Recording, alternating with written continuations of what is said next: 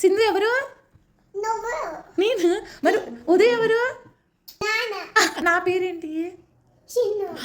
Very good. నాన్న పేరేంటి?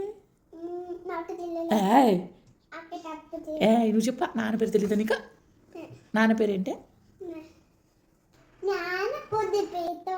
Kate ఎవరు? నువ్వే. నువ్వే కేటివి. జొంగ పుచ్చకాయ. భయం లేదా నీకు? అన్నా అన్నా జాగ్రత్త అన్నా.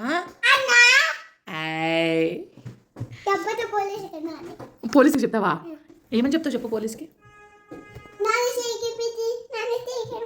నాన్న సరిగ్గా పెట్టు అని చెప్తావా?